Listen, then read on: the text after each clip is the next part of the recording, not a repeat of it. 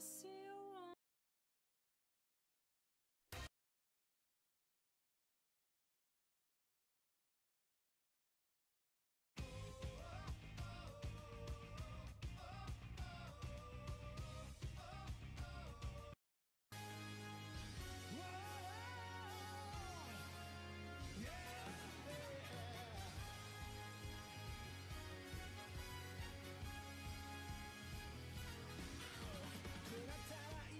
妄想と現実に一石を投じて個性を磨け結界悩むなんだよまた一つ消去頭からケツまでそれが我がエンタメだ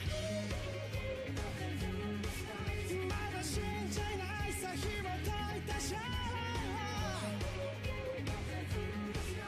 ナイチケットバスでもっと舞い上がって Everybody put your hands up さあフライ翼になれ見てみたいな宇宙になれる君今が成長期新世界へ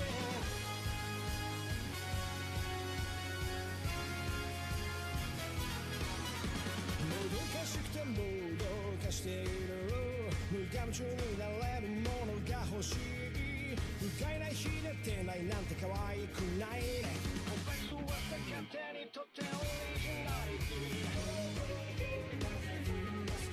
やらなきゃやまいで山積みの問題ももっとある赤いで正体を暴いて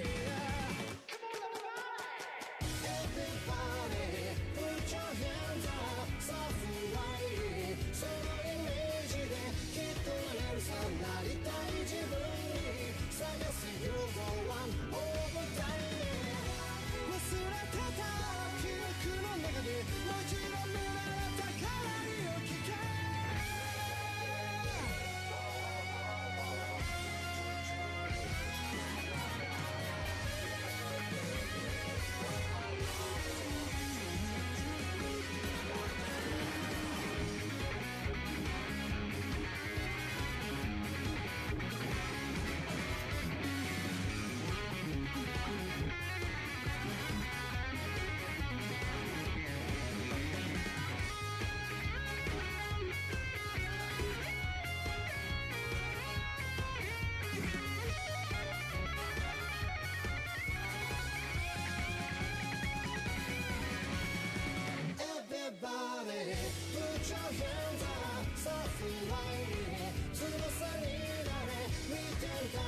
宇宙になれる君今が成長期新世界へ Everybody put your hands up さあフライそのイメージできっとなれるさなりたい自分に探す You go one over time 忘れてた記憶の中でもう一度胸の高鳴りを聞け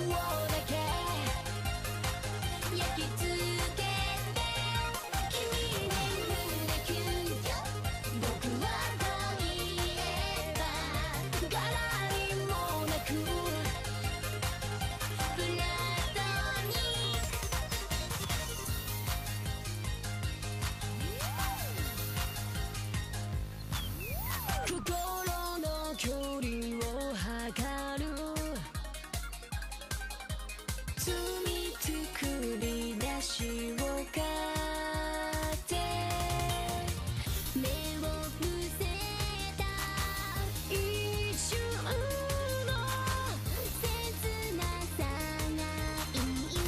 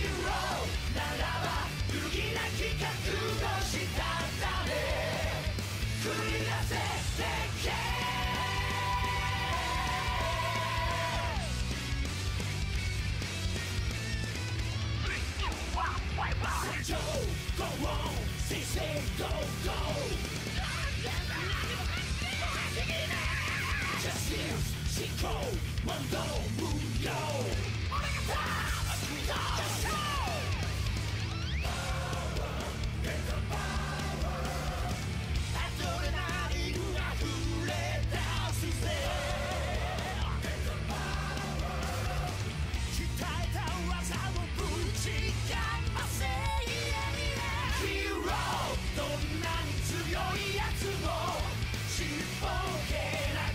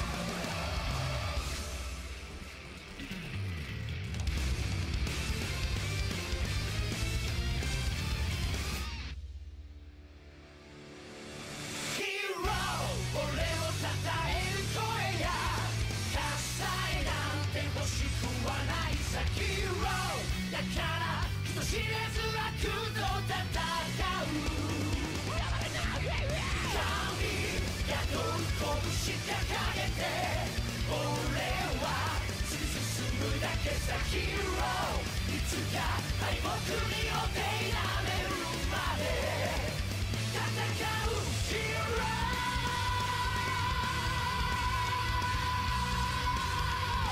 孤独なヒーロー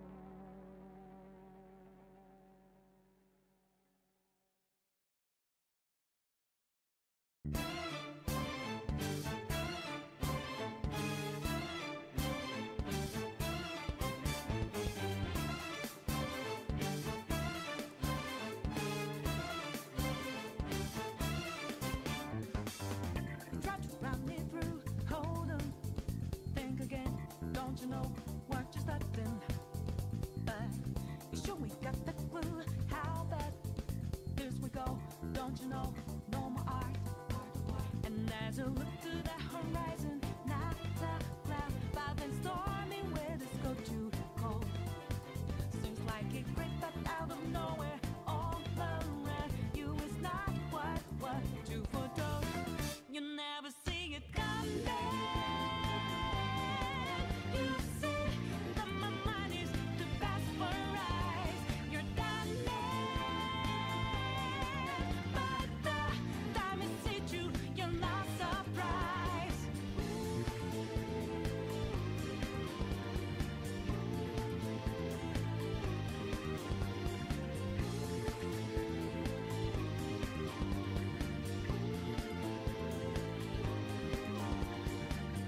Think you got your game planned out.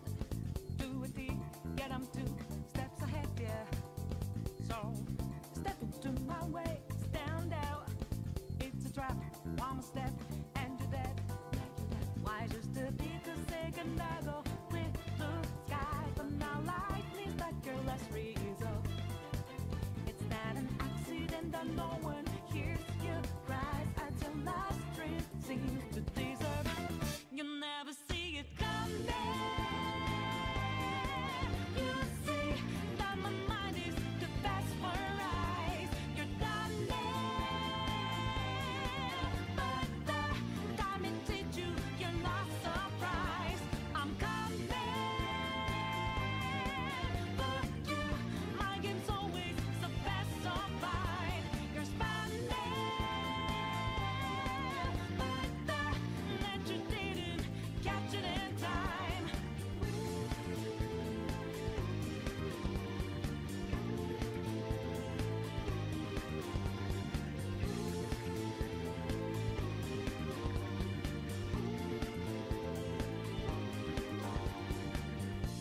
Better think about your game. Are you sure your next move's the right one for you? Are you sure you won't get outmaneuvered again, my friend? You never see it coming. You see that my mind is the best for eyes. You're done but the time it hit you, you're not surprised. I'm coming for you. My game's always so best, so fine. You're spanning but that you didn't catch it in time.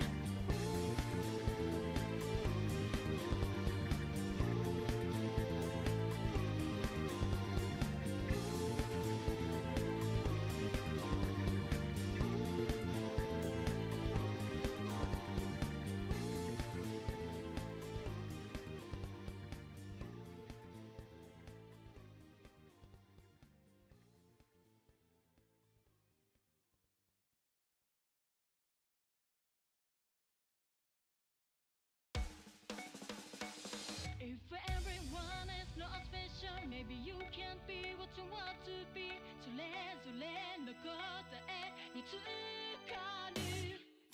One, two, three, four, five, six, seven, eight, nine, 10, 11, 12, 13, 14, 15, 16, 17, 18, 19, 20, 21, 22, 23, 24, 憧れ悩みパンプアップ。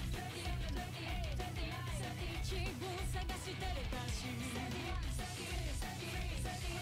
ないものねだり最高将来青春それとスプラッシュ What do you want? What do you want? Who do you want? Just like If everyone is not special, maybe you can't be what you want to be. 喜び悲しみ高いでも Your life is your own okay 特別じゃなくても okay それぞれの答え見つかる 41, 42, 43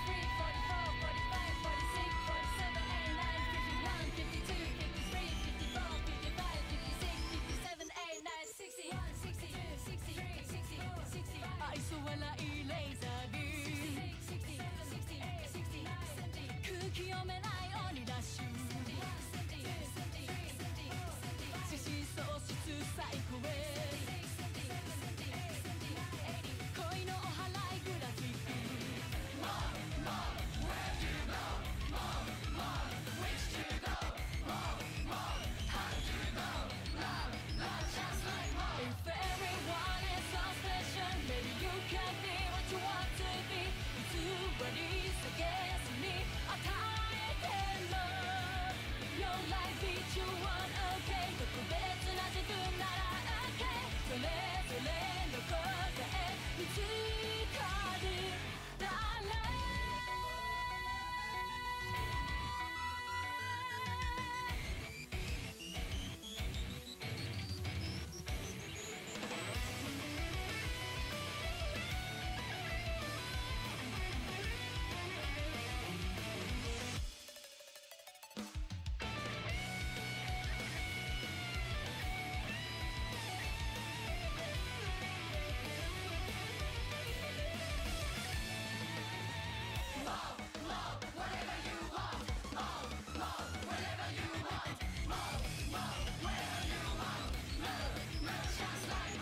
You can notice no error. Maybe you will find your own answer.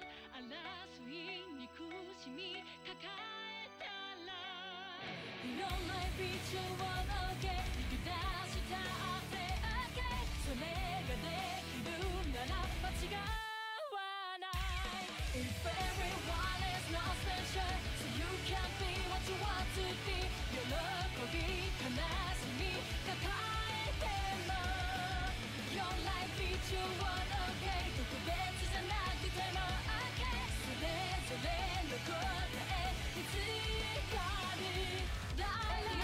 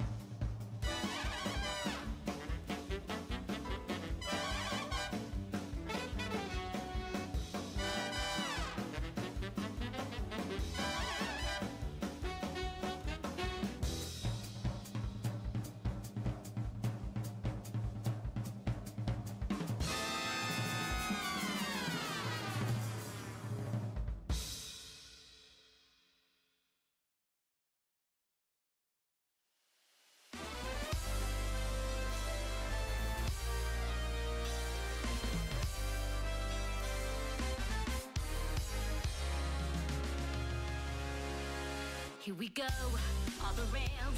Don't you know it's time to raise our sails? It's freedom like you never knew. Don't need bags or a pass. Say the word, I'll be there in a flash. You could say my hat is off to you.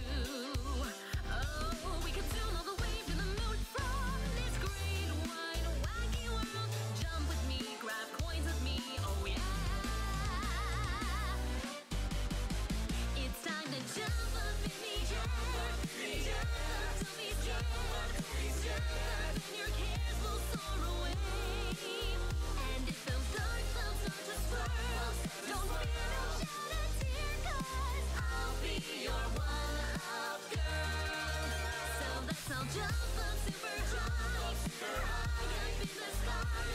There's nowhere world like dancing. You know that you're my superstar. No one else can take me this far. I'm flipping the switch. Get ready for this. So let's do the Odyssey.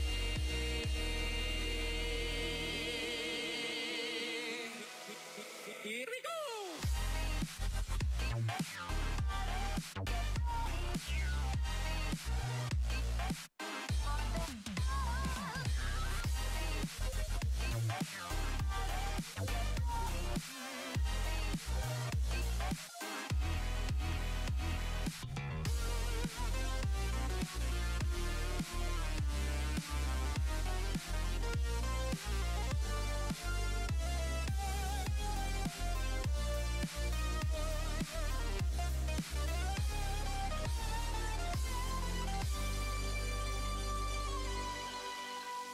Spin the wheel, take a chance. Every journey starts a new romance. A new world's calling out to you. Take a turn off a path. Find a new addition to the cast. You know that any captain needs a crew. Take it in stride as you look side to side. Hear those different points of view. Jump with me, grab coins with me, oh yeah. Come on and jump up in the air. Jump up, 'cause you know that I'll be there. And if you find you're short on time, don't forget that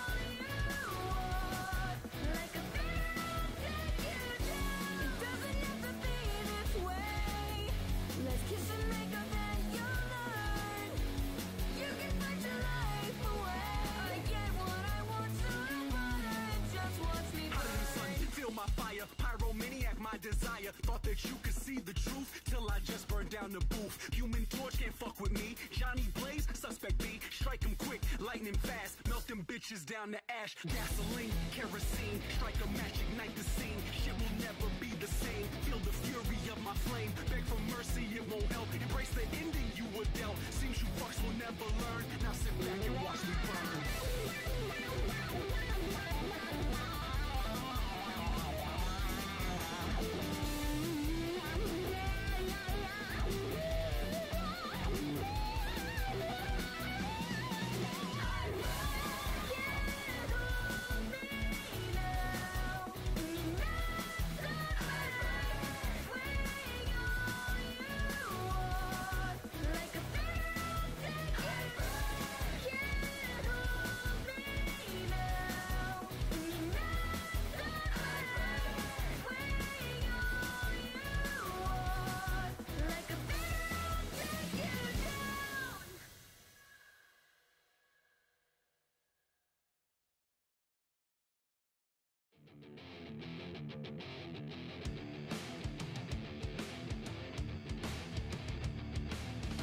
They see you as small and helpless. They see you as just a child.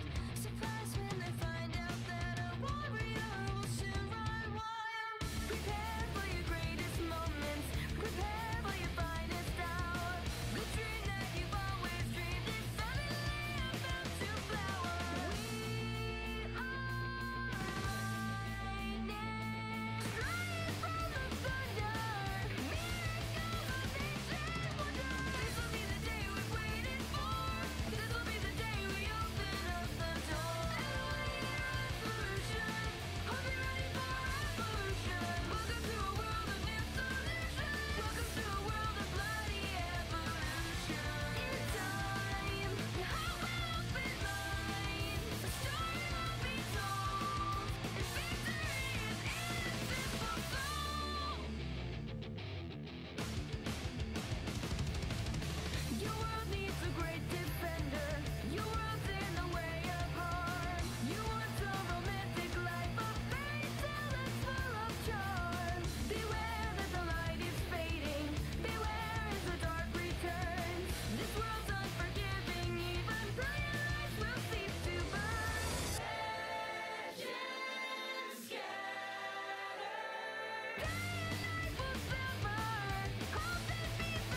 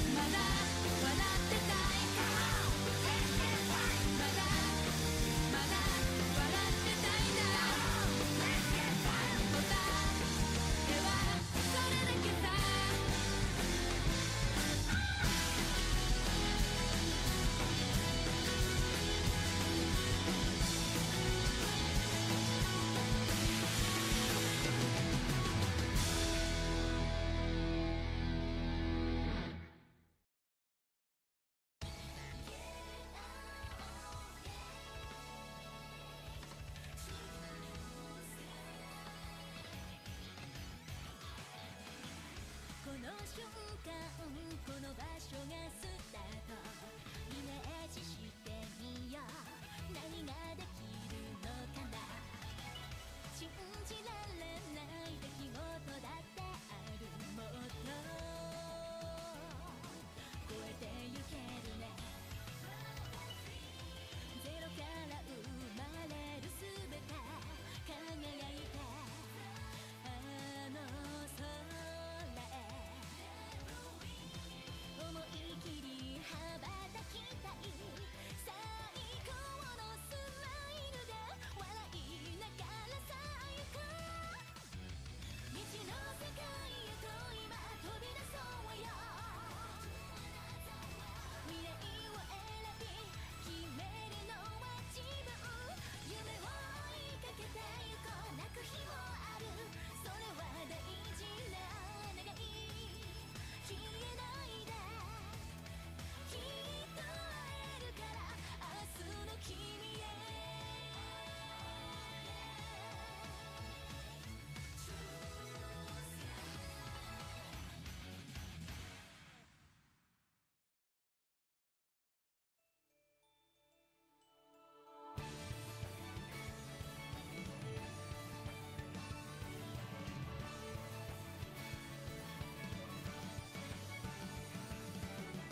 駆け出した日々に行き着いたこの場所。触れた扉開いて星空の彼方夢の足跡拾い集め歌うよ。夢が駆けてく場所今も心に秘めて夜を包み込む魔法かけて踊り出す。焼き付いたように色づいた風景は転んだくらいじゃ溶けないから。世界は続くよ。儚いままの今を抱きしめて変わらないまま時間と光見つめて歩いてく。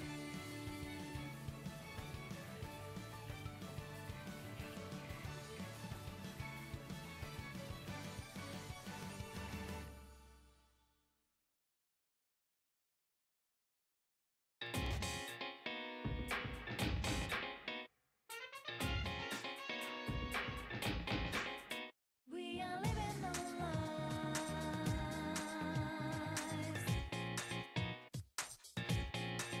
above with so much information.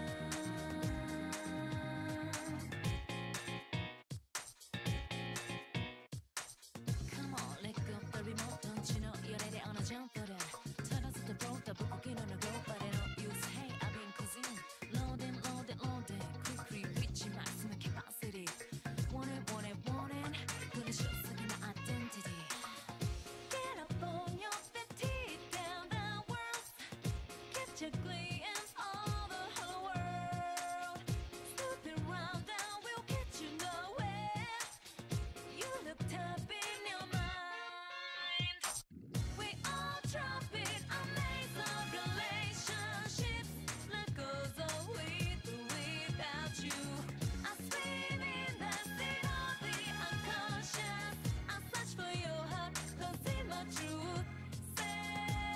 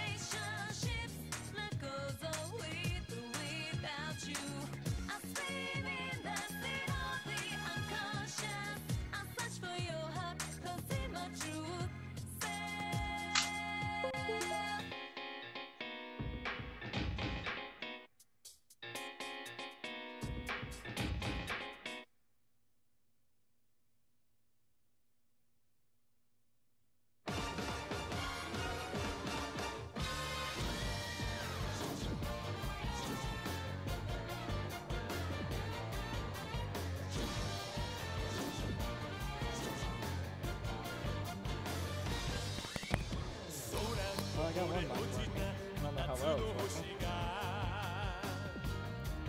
Not the one I like.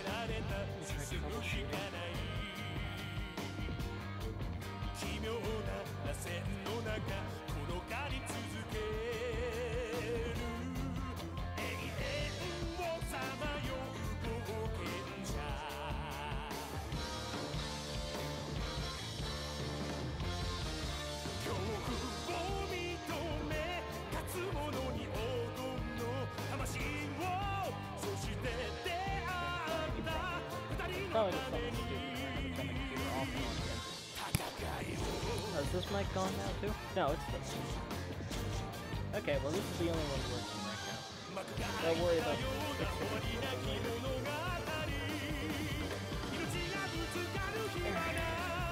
But yeah, I got one.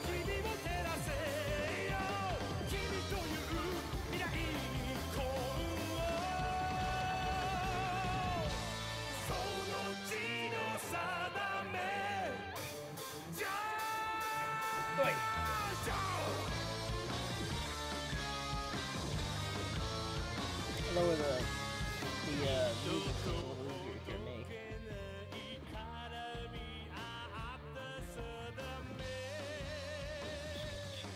Speakers, my earphones, so I can hear the music better.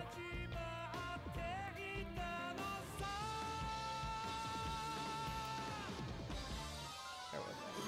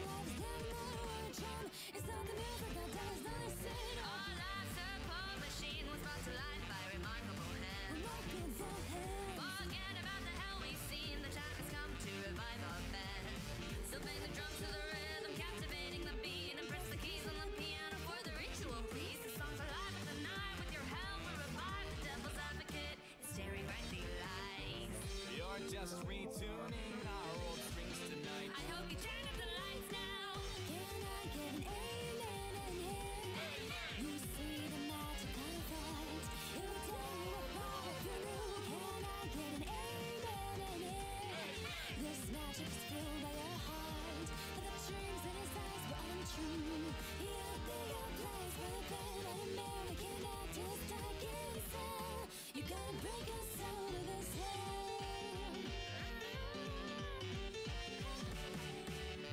We've been stars since the rhythm days, but now our instruments have all grown tired.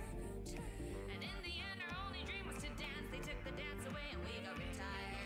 But that was long ago. We have a new change of face. We turned it up a couple notches with a brand new pace. You think they all just erased us, betrayed us, enslaved us, but the deed is done. And now we want to get out. Now listen up. And I stood the underground with a good old friend like me.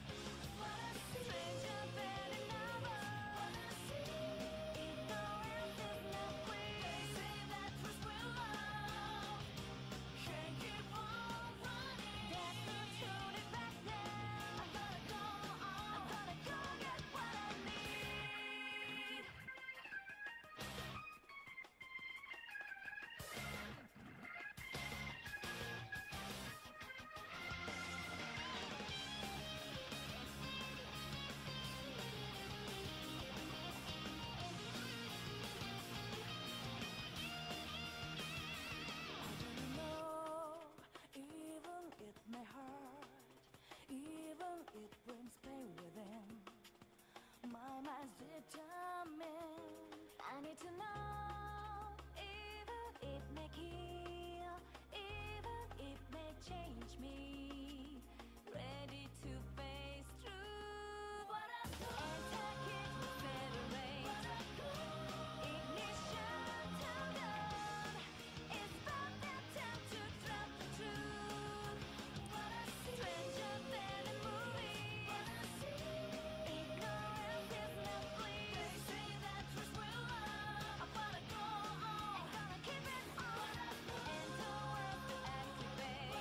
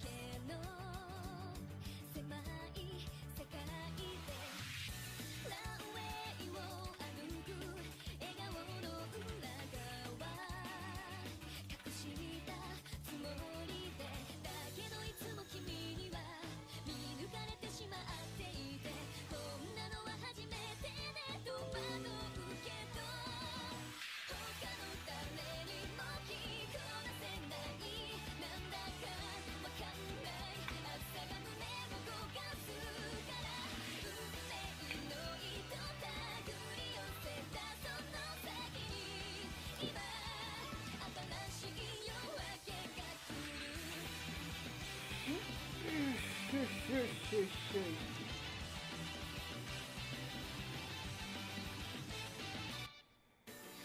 じかんだ指でずっと探してたきらめく世界の答えはいつだってティーカップの中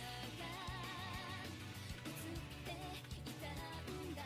やけどしそうな温度、甘すぎる死にがすぎる、そう自分たちだけのフレーバー飲み干して、あの日君が教えてくれた、なんだかわかんない熱さがもう伝うから、それぞれの想い絡み合ったその先に、今新しい夜明けが来る。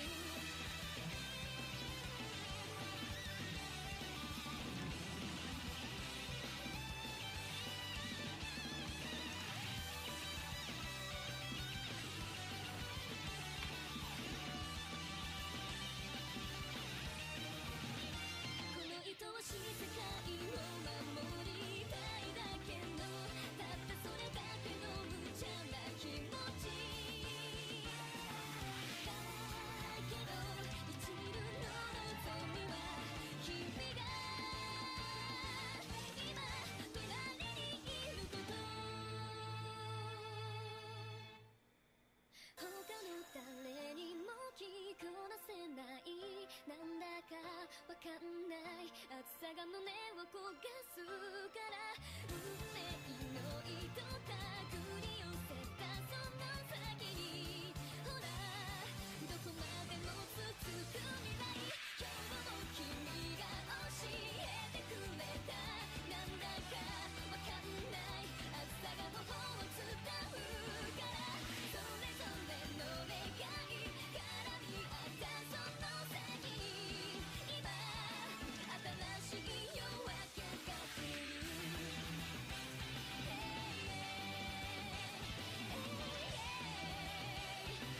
いはきっと一つ。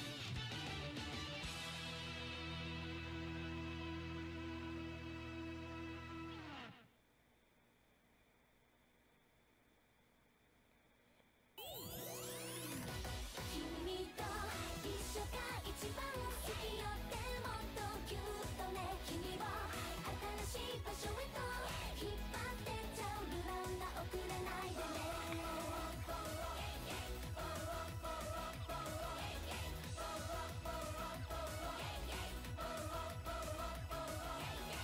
どれけすごいな、誰か私たちとその線引きはないの、いやほう楽しい宴、絶対終わらないのをかけて、ドキドキは前夜祭、遊んでばかりがいいな、でしょ、やっぱりそうでしょ、お祭りを一緒で仲良し、君へのよいしょは自然なアフェクション、お出かけの順調はスイッチ入った範囲になって完了だ、甘い照り返しでほんのさっぱりあっさりぴったり恋しちゃう、君と一緒が一番好きよ、でもっとぎゅっとね、君を新しい場所へと引っ張ってっちゃう、ルランダしてほんと一緒にいたいな、邪魔されたくないんだもん、君に秘密の場所では張り切っちゃうよ、ルランダだよ。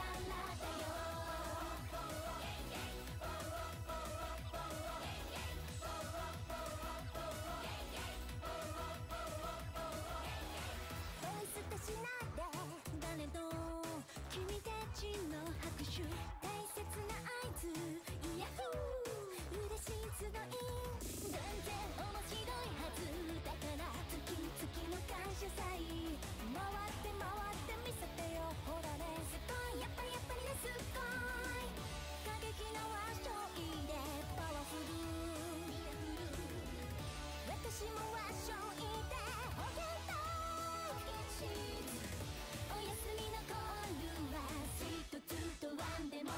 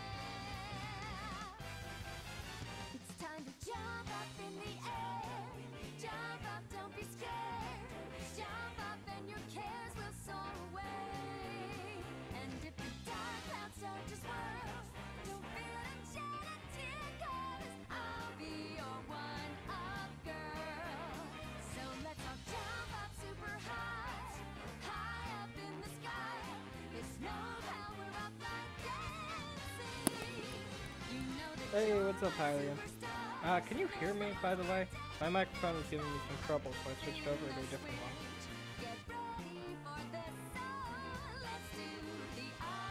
Hey.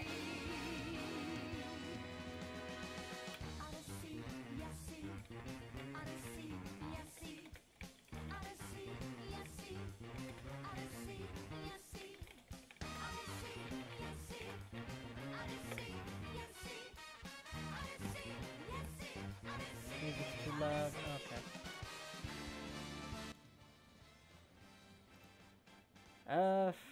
That should be a bit better.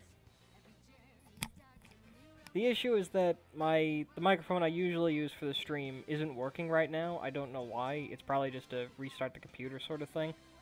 But since this is just a casual stream anyway, I'm just sticking with this. I'll fix it later.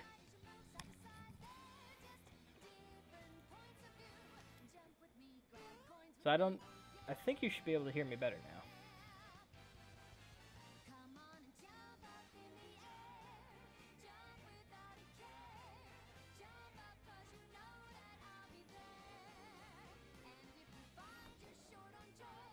So how have you been? Ugh. Played any Zelda lately? Quick question. Who am I drawing today? This is Navi from the comics, from my comics. She does not wear shoes.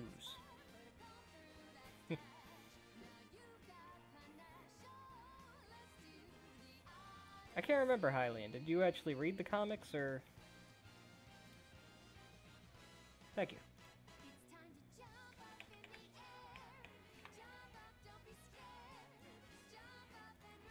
I was lucky enough to, basically do whatever I wanted with Navi.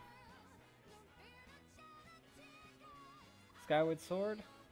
I can't remember. Is that where you popped in when I was playing? I finished that a while back, and I think that was one of the ones you were watching. That was, there were parts of that game that I just absolutely hated, but overall I enjoyed my experience with that. Okay. I'm gonna be playing... I just finished Devil May Cry. I'm gonna be playing Ocarina of Time next. Not sure how long that's gonna take. A 6-heart run. That sounds terrible. Well, I guess if you know what you're doing, it's not nearly as bad. Oh, you're doing Heroes mode too. That's definitely not gonna help.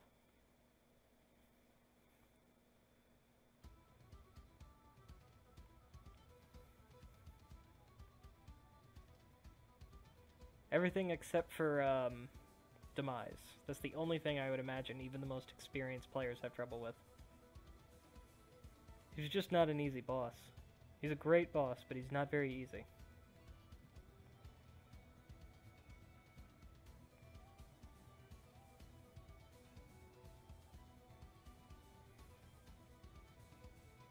Second part of this song. Okay, so you're in the home stretch. I think. There was a lot of side questing to that game, so I can't remember how far you are. The hero's song was to return the strength of the Master Sword, right? No, it was to open the temple to the Triforce pieces. So yeah, you're in the home stretch. Oh, so you're really gonna have some trouble this time. Wait, how do you do a 6-heart run? Aren't you gonna collect... Well, I guess you don't have to pick them up, because I was gonna say, when you beat a boss, there's just a heart in front of you. But I figure I guess you could just not pick it up.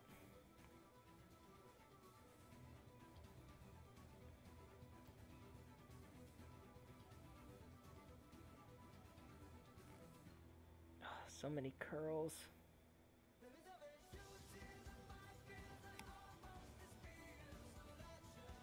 Okay.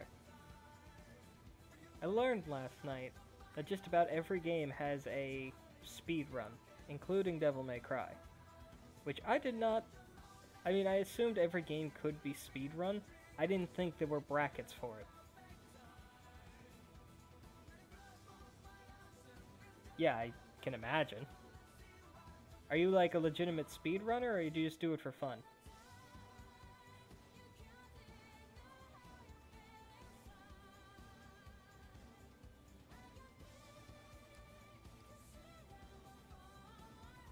Wait, do you even... Yeah, okay, you do start with 3 hearts in Ocarina.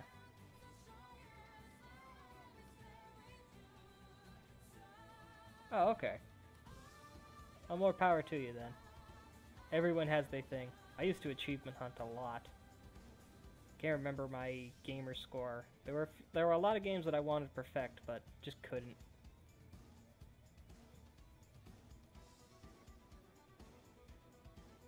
Oh, that's how I got into speedrunning. I saw some guys beat Mario 64 in like an hour and 20 minutes, and I'm like, holy shit, why did this game take me so long as a child? I felt beaten. I felt destroyed. But I was also very impressed.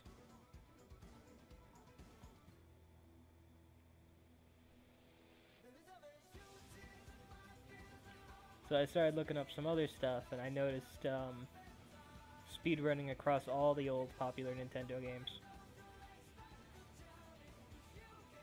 Mario 64? That is something I never did. I beat the game like 140 stars or something. I never 100%'d it. Just could not do it. I can't do Rainbow Road. It's too hard. So congratulations to you for that one.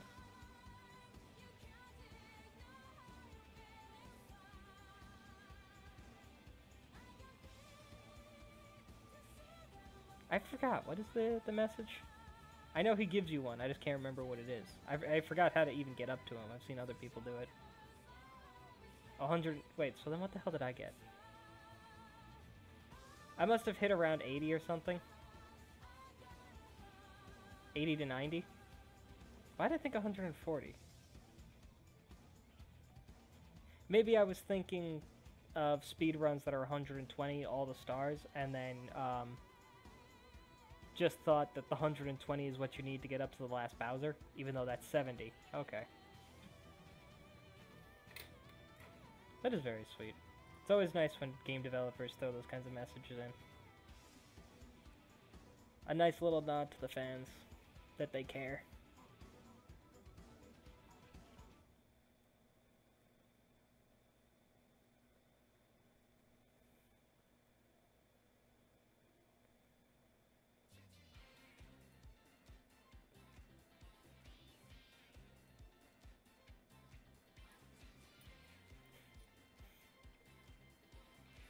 I'm thinking, what would it be like if Call of Duty tried to put that kind of message in? Like, where would they put it? I'd imagine they'd be like, thank you for playing our game, and then some guy would just, like, suddenly turn traitor and shoot you for no reason. As is Call of Duty. There's always a surprise coming.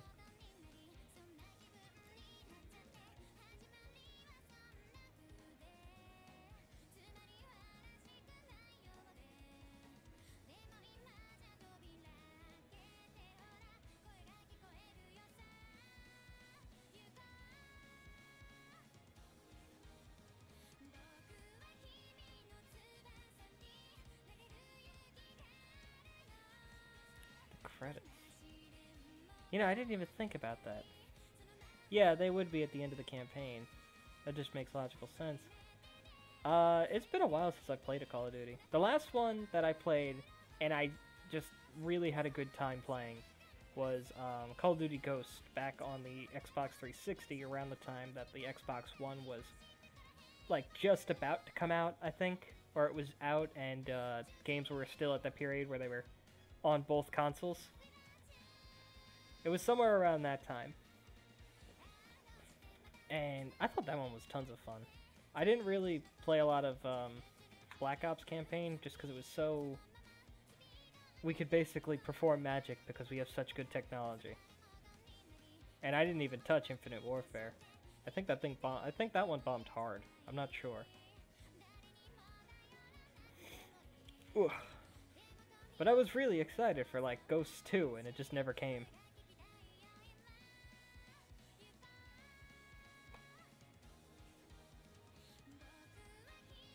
I didn't play Kid Icarus, but I did love Splatoon. I've been meaning to buy Splatoon 2, I just don't really have anyone to play with. Oh wait, my friend has a Switch now, I could probably convince him into playing.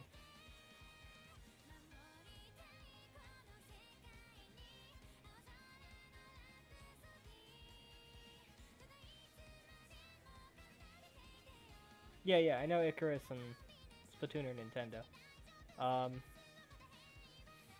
You know what is hilarious about shooters with Nintendo? Back when they had the Wii, and the Wii, just because it was unique and different, it needed its own games to... It needed the same game, but it had to work within the functions of the Wii. So, it wasn't actually the same game. Oh, fuck, I'm putting this on the wrong layer. Shit. Dang it. Okay, I guess I'm just gonna have to stay there. Can't do anything about it now. But it was funny, because games like Call of Duty, or even like Spider-Man, were so drastically different from their PS3 and Xbox 360 counterparts, that it basically wasn't even the same game. Like, I remember, I didn't play the Call of Duty, I just saw clips and it looked terrible. But I remember playing both versions of Spider-Man, and I remember holding the PS3 controller and thinking, wow, this is really fluent and well controlled. And even though I don't feel the action as much as I would with a Wii remote, I'm also not struggling to use it. And then, oh, what are my comics about? Also, what kind of tablet are you using? This is a Intuos Pro Medium, I believe. They come in different sizes, but they all function roughly the same. It's just whether they have pen pressure or not, which is a big feature for Photoshop. And in any other program, pen pressure doesn't do shit, but Photoshop is very important.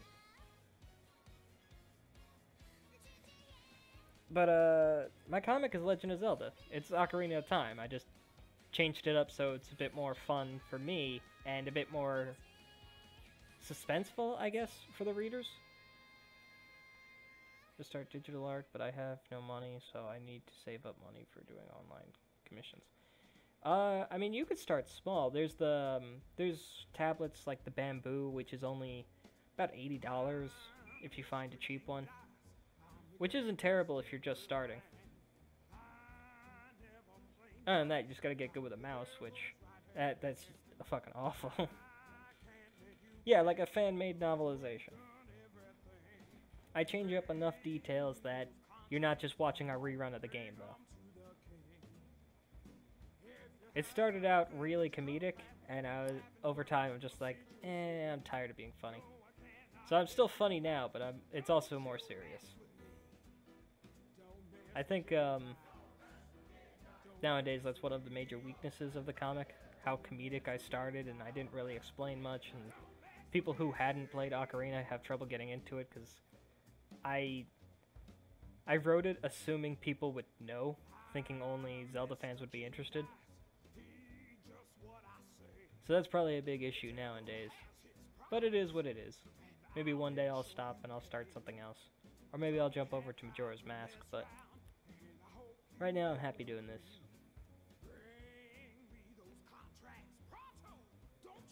The tablet that you're looking at is... Yeah, that's probably a Bamboo. Or it might be a Wacom, which is actually the same brand as Intuos. But usually they don't put Intuos on it, which is their fancy version.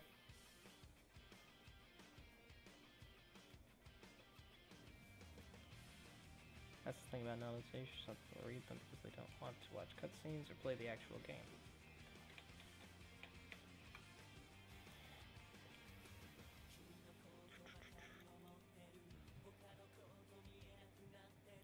Yeah, not bad. I've seen it with Xenoblade. The game is so amazing. That was one I wasn't really sure about getting into. It definitely looks like a fun game, but aside from being a JRPG, which is I just don't really have the time for most of the days, but it looked pretty cliche. It looked like every character was kind of a cookie cutout. Although I'm judging it with like no information, just the look.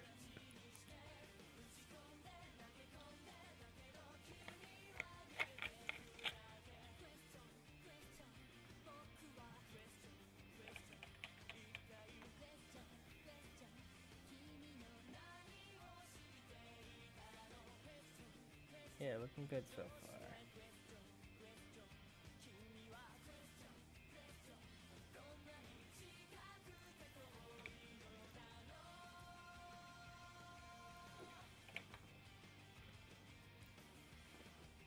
There is a... Oh, that's what it was. I was thinking to myself, there is a JRPG I've been meaning to get into lately, and I was forgetting what it was. I want to play Ni no Kuni, which is something I should have got into years ago, but just didn't have the time. Now Ni no Kuni 2 is on the not PS, it's on PC, and thankfully I actually have one of those.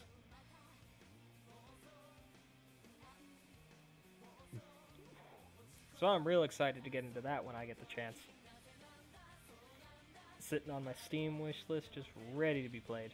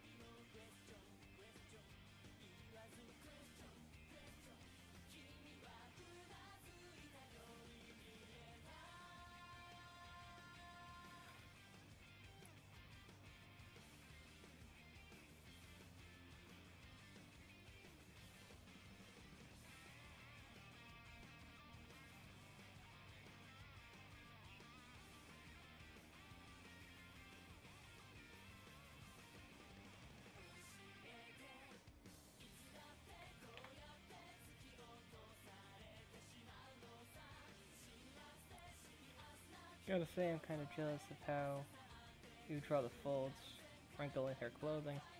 I'm bad at remembering that stuff. Oh, it's just about time and practice. I usually don't go this in depth. I'm just trying to make one nice picture. Honestly, the biggest thing to any artistic endeavor is that whether you like the end result of what you're currently working on, so long as you keep working, you'll make something you like better. You'll never like one thing that you've made for too long. I mean, I'll still go back on my old stuff and say, yeah, this was cool. I enjoyed the way this came out, but then I'll try to make something new, but better than that. And better is real subjective in that regard. It could be literally anything that makes it better.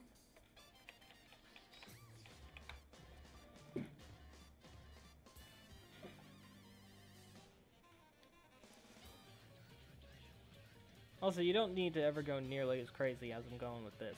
This is just one nice picture. If I were to try and do this for every comic, I'd kill myself just because of how long and tedious it got.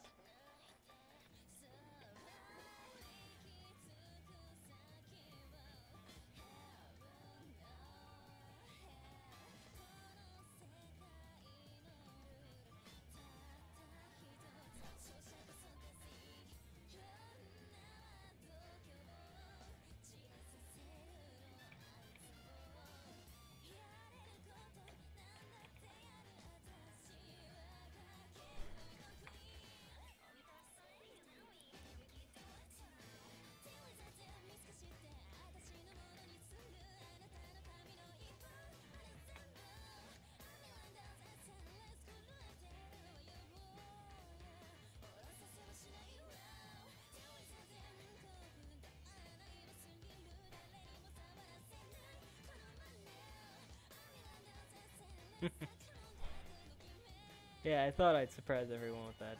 Thank you. That's the reaction I was hoping to get.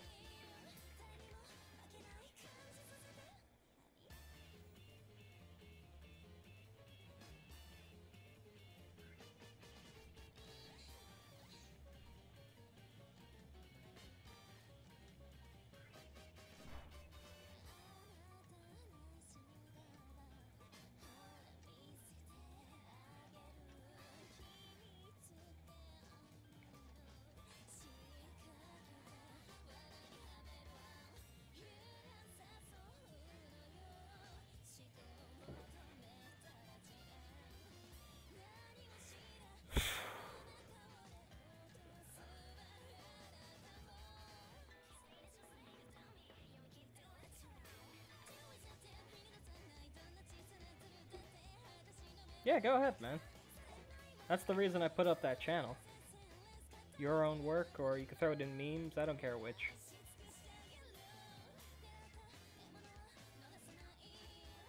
I put rules in place, but that's only for, like, you know, those annoying guys that come in, they're like, hey, look at my stuff, oh, crazy YouTube video,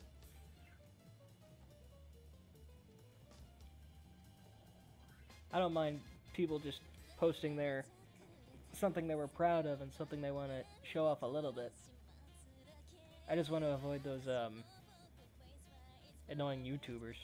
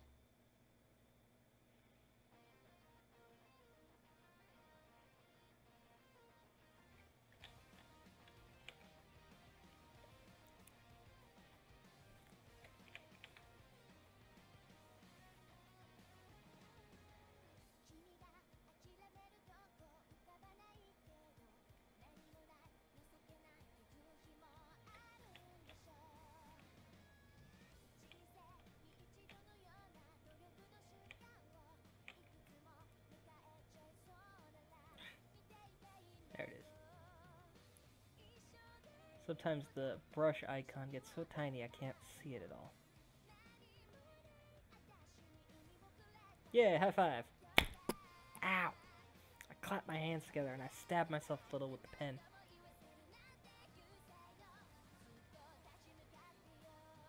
I didn't even know it was that month. Thanks to, who was it who posted that?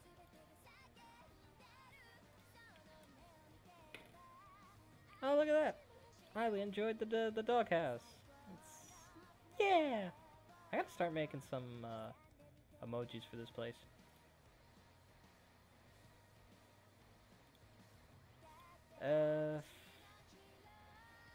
Wolfie. Wolfie was the one who did that. I'm usually not one to go out of my way to celebrate that. Not that I have anything wrong with it. People are entitled to what they choose, their sexual orientation and stuff. I'm just bad at remembering holidays. It's basically just, Christmas, April Fool's Day, New Year's, which is kind of hard to miss. Basically the hard ones to miss. Those are the only ones I know.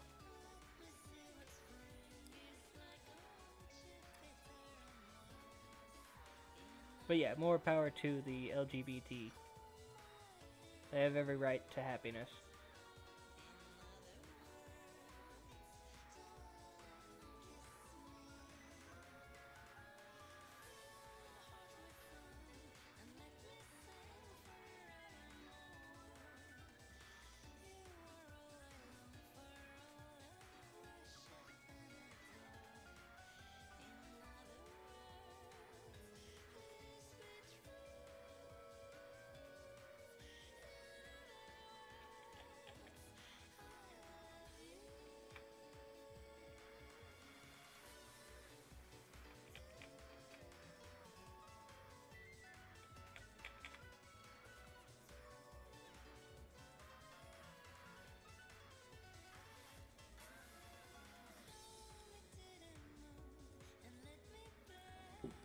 Oh, that is a nice one. Is that for the LGBT?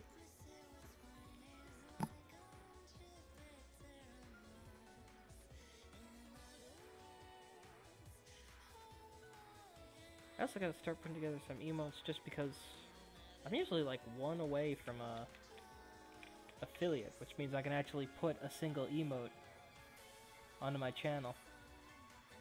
And I'm not quite sure what I'm gonna use.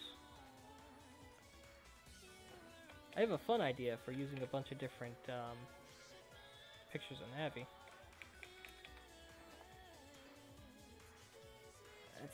That's about all I got so far. Gotta start sketching out some stuff. Never enough time in the day. Always something to do. Always reason to stay busy.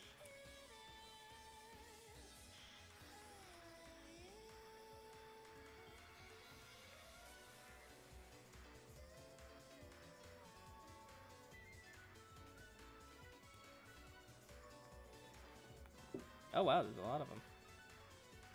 Nice.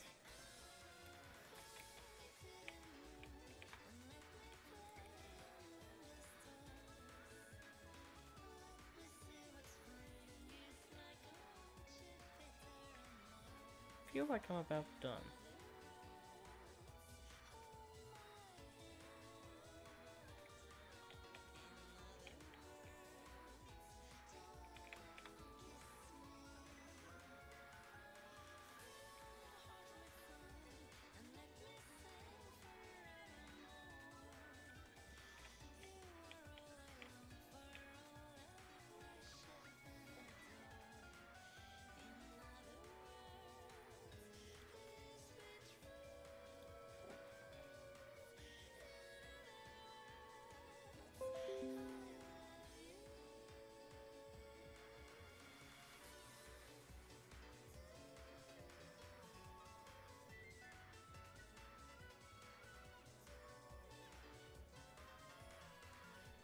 Yeah, that's looking pretty good.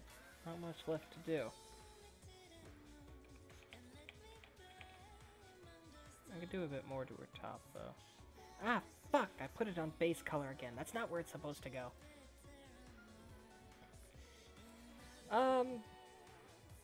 What time is it? 4 o'clock for me. About 3 hours. When I first started, all I had to do was the coloring. I didn't have to do any of the line work. So I was in a good spot to begin with. God damn it, I keep putting the color on the wrong layer. I mean, that's not the biggest of deals, but it causes issues. I can work around it, it's just... There's a reason that I had it the way it was. I'm gonna do it the other way.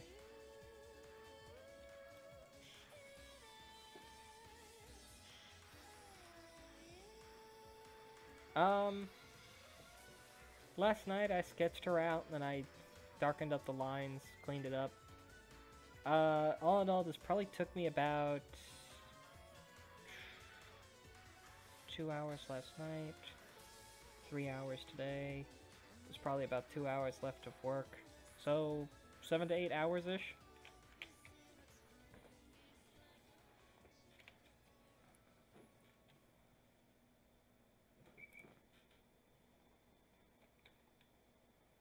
That's too bright.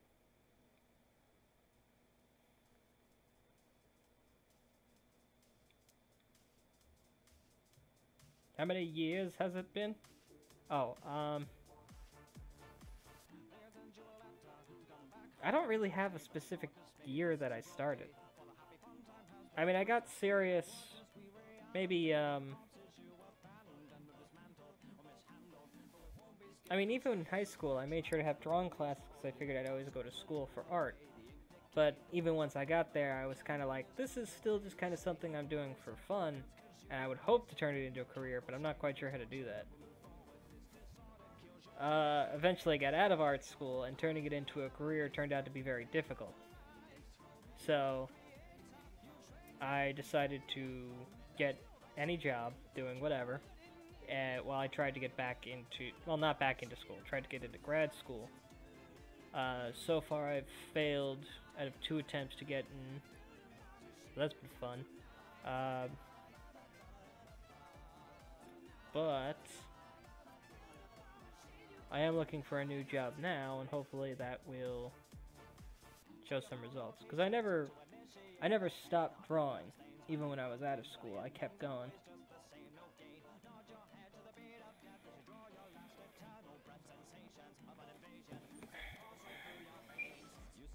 Doesn't matter about a sketchbook. Bottom line, so long as you have a pencil and paper, doesn't even matter which paper, you can draw.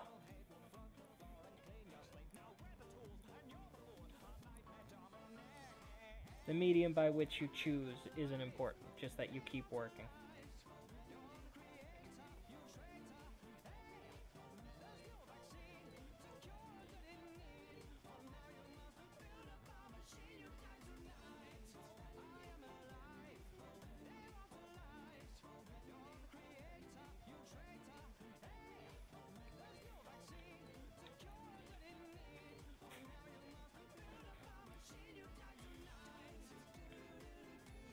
Yeah, it's about done.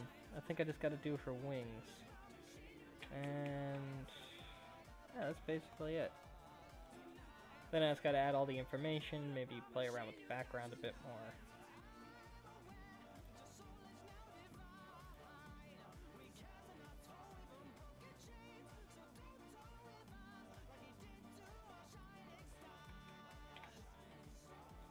Let's see, if I do her wings normally, like that.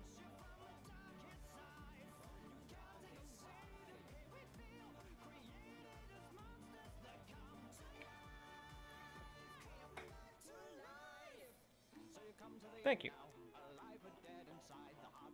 It's really just, I used the brush up here. Where'd it go? This one, alongside some shape dynamics. Photoshop's, like, so spectacular for doing this sort of thing quick and easy. But to sum it up, I put down a basic background, a gradient, a circular one of white going into green as it went outward. From there I put a layer over it with a sketchy looking brush with lots of spacing in between each stroke. I changed the opacity to lower it so it would have pattern as I built it up over time, and I also changed the color of the brush. I changed the color of the color as I used the brush more, so it built up around the edges. So that was the main of it. I'm still not feeling 100% about it, but I do like where it is. Actually, you know what? I think I'm gonna...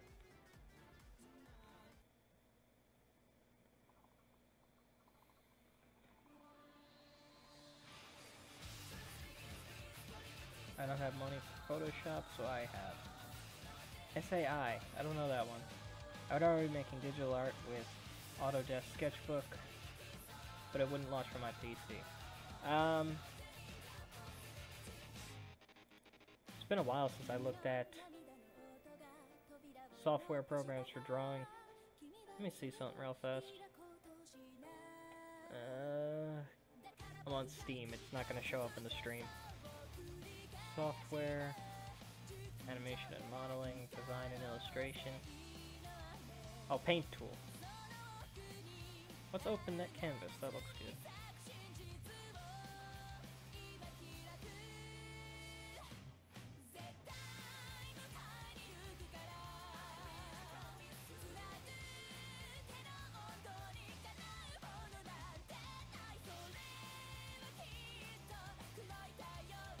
Okay, this is a really interesting speed draw, but it's not showing me the actual functions of the program, which are more important than seeing what you can make with it.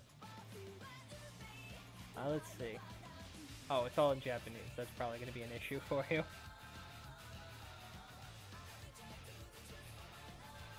Oh, hold on. Someone's at the door. I'll be right back.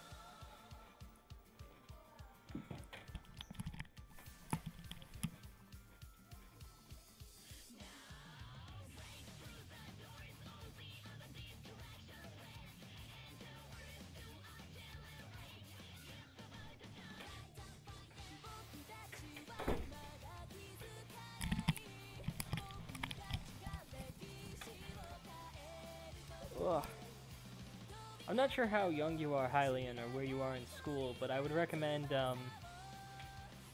if you're gonna pursue art seriously, to learn a lot of CGI stuff, because that's just what the business and the market is building towards. I mean, people are always gonna need artists like drawing people, but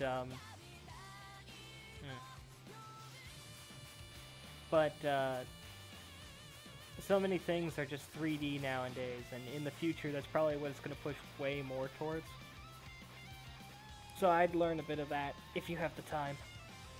So there's a program here called Graphic Editor Open Canvas on Steam, and it looks like it's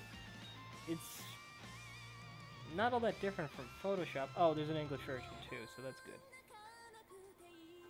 It definitely has some very good capabilities.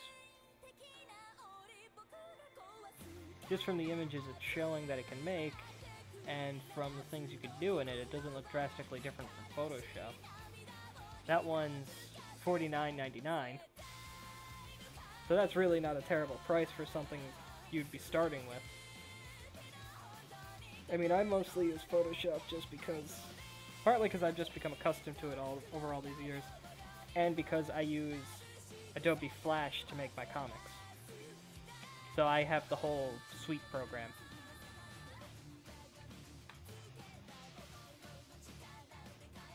Nope.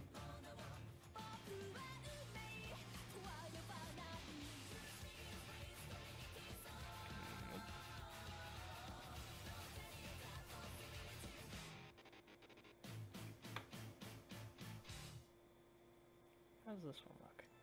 Nope, don't like that. Let me try going back to this one, keep this spread a little different. Nope.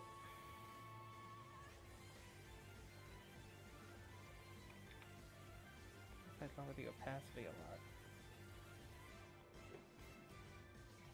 You're in high school. Okay, so I would, if you do plan to pursue art, I would recommend checking out 3D animation.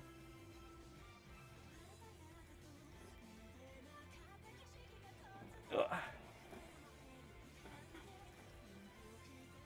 Okay. More power to you then. I mean, that's really where it all starts. But,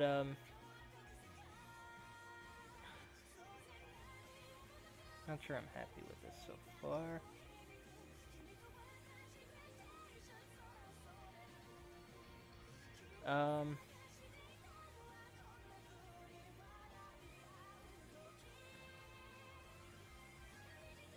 Nope. For drawing an animation. Okay, well, if you're going to animation, I would really recommend, CGI, because that's what animation is really building into. I mean, just think of the last time you saw a 2D animated movie in theaters.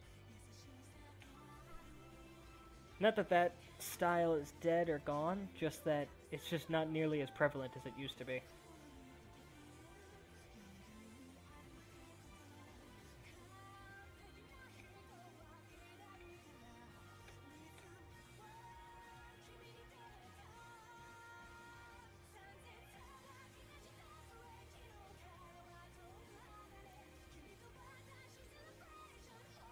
Still not sure I'm happy with this.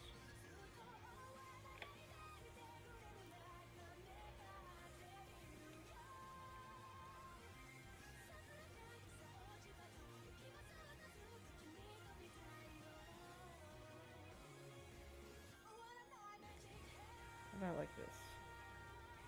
I am actually liking that more.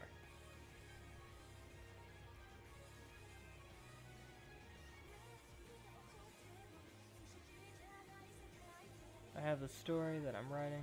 I want to make it into a webcomic and eventually animate it later. Voice acting and stuff. If you're truly serious about that, just start making the comic now. Don't worry about what it's going to look like.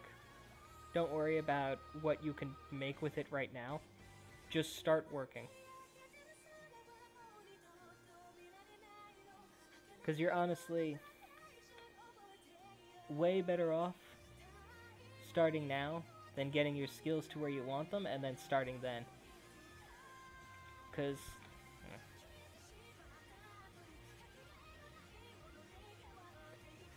I waited a long time before I posted on the internet, and I really could have used that time just for the sake of improving by working. Yeah, I know, that's what I used to say too. Trust me, you get the experience by doing it. Which is why I'm telling you, if you're serious, just start now. I know it's kind of tough sometimes, just taking something you worked very hard on and you're not quite sure how people are going to react to it, and putting it on the internet where, you know, people react to everything. But it, you want my art digitally. I would, I mean, if you really you have a story that you just don't want to change and you want to keep it that way until you figured out what you want to do with it, I would tell you to write a different story and post that on the internet and see what happens with that. If nothing else, it does just help you improve your skills. And it really doesn't take much to start. I could give you 2 websites right now, plus, you know, Tumblr and Facebook, where you could start posting whenever you like. Also, hold a schedule, because if you don't, you'll just end up putting it off because it's, one more day, it's not going to bother anyone. It's going to bother you more than anything else.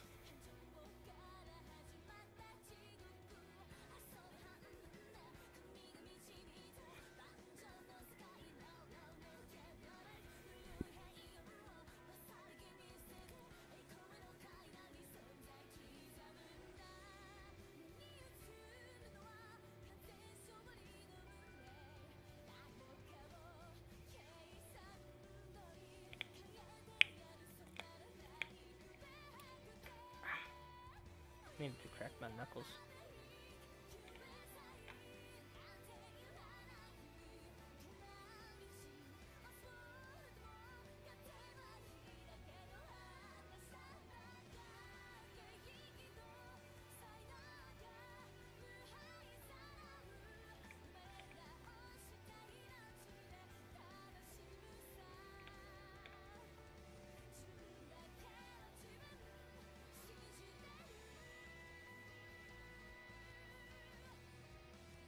Well, I'm writing fan fiction at the moment, and like I said, I want to start with commissions so I can buy a drawing tablet so I can start playing around with SAI and learning how to do stuff.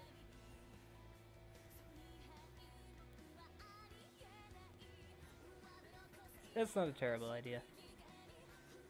That's definitely one way to go about it. Just make sure you don't stop working. Like, don't... This is something every artist has done at some point. You'll just be like, I'll get to it later, and then you just don't. That's probably the number one reason an artist does not finish something.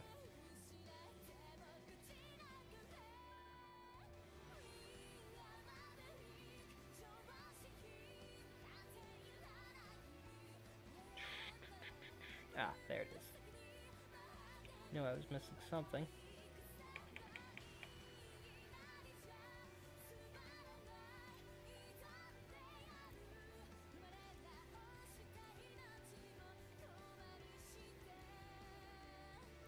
Where are you?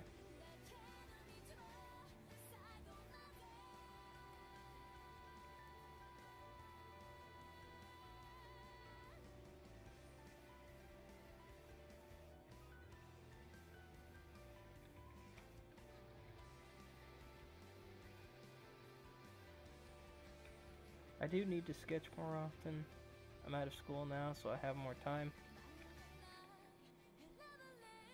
Yeah, even that doesn't hurt. But, I would seriously look at some comic posting websites, like the...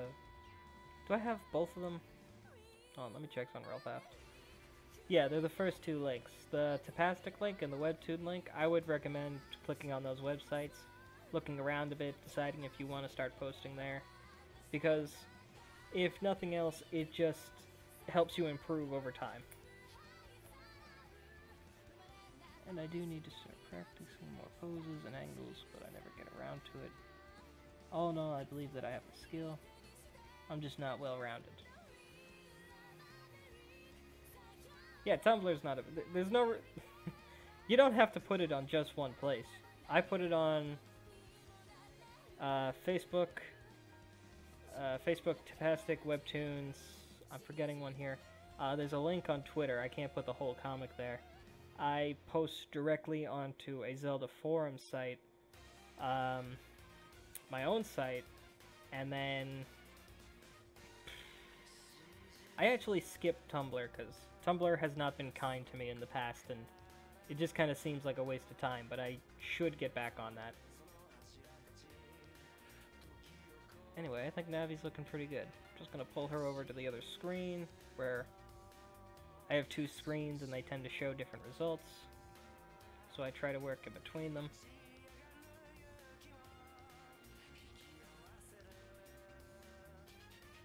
Yeah, this is good. Okay, just gotta add the information then.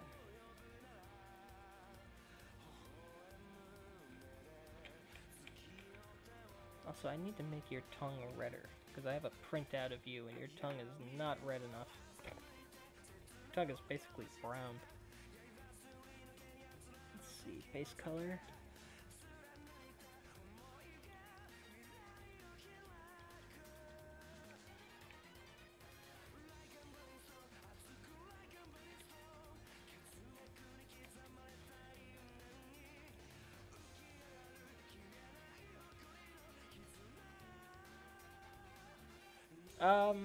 There were a few things that brought me to this.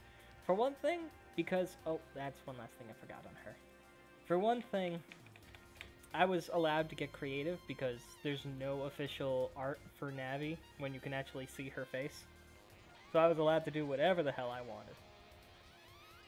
And there were a handful of things I wanted to do just to change everyone's thoughts on Navi, because as it stands now, she's just the annoying companion from Ocarina. Like, everyone hates her. There's no getting around it. She is a hated character. So I had to change that. I just felt like she's hated too much. I gotta make a likable character. What I did was, I took a few logical designs. Like, her shirt doesn't have a back because she has giant fairy wings. So there's no way she could wear a full shirt and not get those covered up. Yeah, isn't it? So her shirt's really short and just has a little bit of flap in the front, but it's mostly just like a Spice Girls top, honestly. Anyway, so that's tied at her neck and behind her back, just under her ribs. I also didn't give her any shoes because there was no point in shoes for a character who's flying around all the time. She barely touches the ground. I just thought it'd be a neat little quirk of her clothing choices. I gave her this long-ass curly ponytail and short hair for two reasons. One, I wanted a hairstyle that stuck out like crazy. So I gave her really long, but very curly ponytail. And then... Whoop. Ah, what am I doing? Oh, God!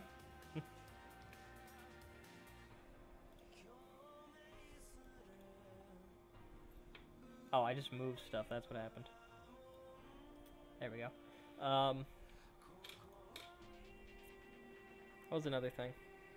The hair was supposed to stick out, and it was supposed to be curly, so that it kind of said, at least in my head, that this is a character who can look badass when she needs to. She doesn't have pretty girly hair. She has kind of tough, kind of rugged, short hair. Well, I put a lot of thought into her design before I flat out did it. I think I made the ponytail longer than I wanted to, though. But I've grown to love it.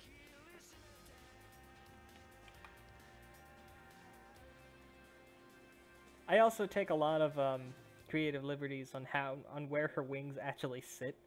Because if you see where she ties her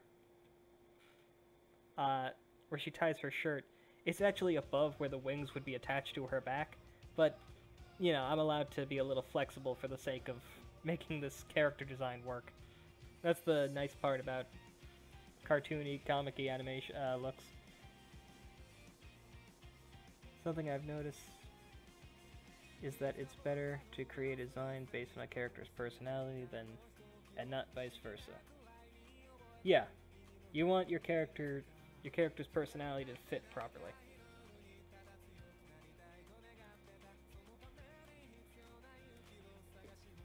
It doesn't mean you can't have a little fun here and there, but overall, if you're gonna make a character, you make... What the hell is that? Oh, that's the crop. I hit the wrong button. Overall, if you make a character, you should make a good character and then build from there in whichever direction you think is best.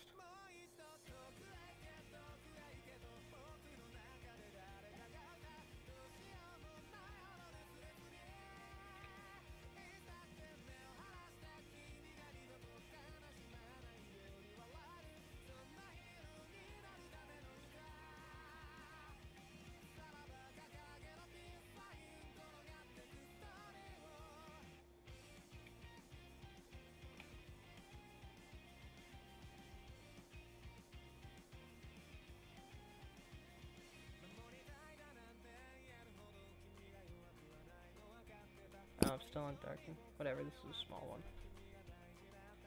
Oh, I'm skipping a lot of layers this time.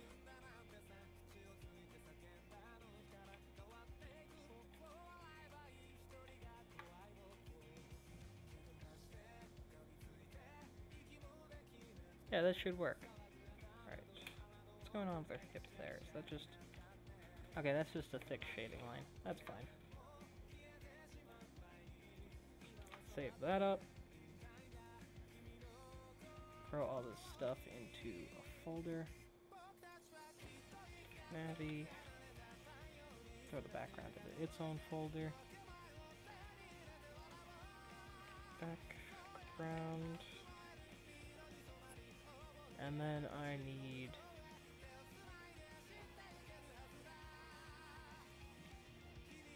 Yeah, I need those. What? No, not that. Ugh, I don't know what happened with Photoshop, but it updated or something. It updated or something, so now grabbing certain things doesn't work right.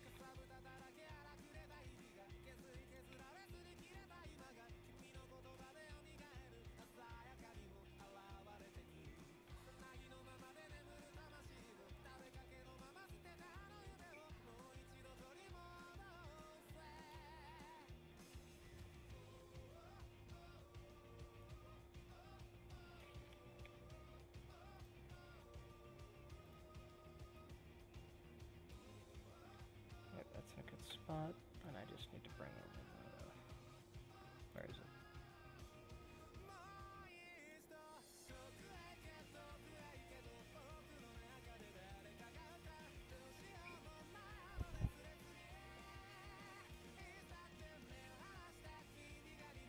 Yeah, that's fine. Even if you want to find a place on Tumblr where you write or whatever, and throw that into the chat, it's fine. I mean, don't forget, under comics I have a thing, your own work, where you can post it as much as you like. Just, you know, keep it PG-13. No boobies. It's not a rule I care about significantly, but it's one that I should for the sake of a balanced... Balanced? Is that the right word? I don't want to piss anyone off. That is a line I don't want to bother other people with.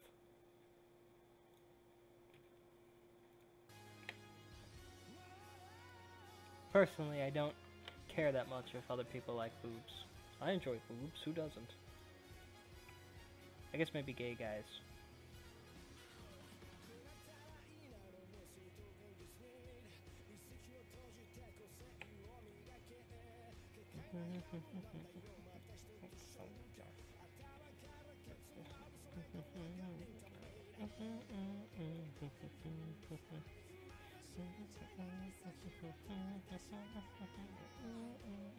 You know, I'm gonna move the 3 over here so it's covering less of her.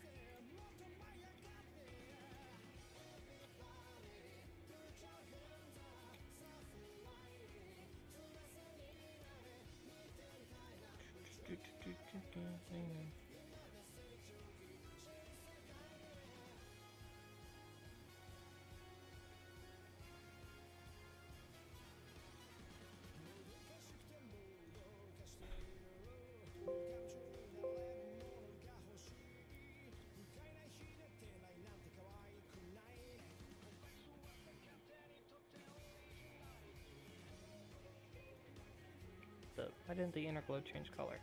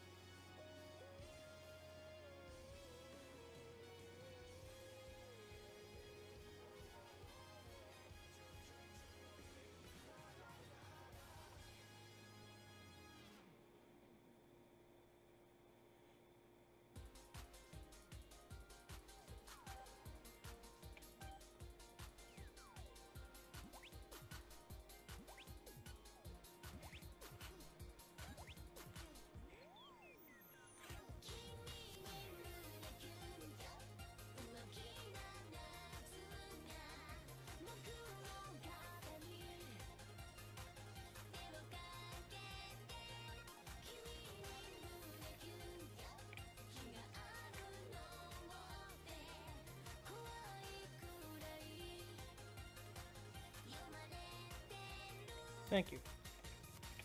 It's really just the helpful build-up of Photoshop. This is a very difficult thing to do on a lot of other programs.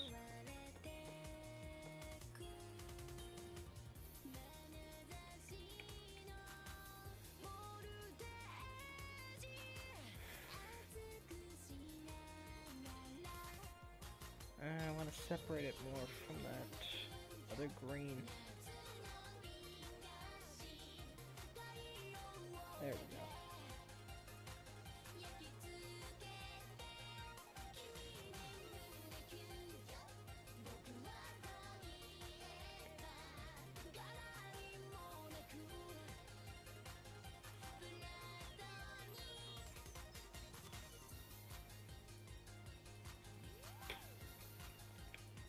Now I just need to clean it up a little.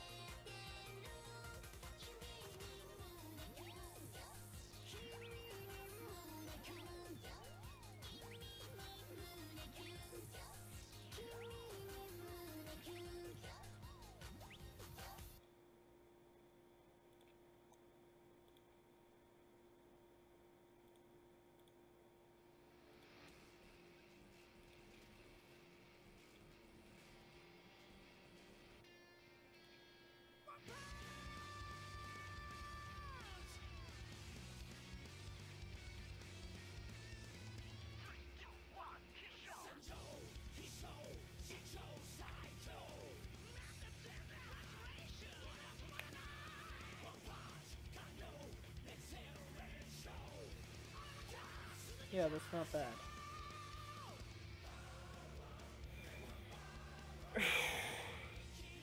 Ugh, and I am tired now. Ugh. So, that's the whole thing. Yeah. Alright, I'm gonna go and rest up for a bit. Thanks for watching, Highland. And, so real talk? What's up? Whoop, dropped a penny. Who's my LOZ wife? That's honestly a hard choice. Mostly because not all of them are interesting. And the ones that are interesting are really, really interesting.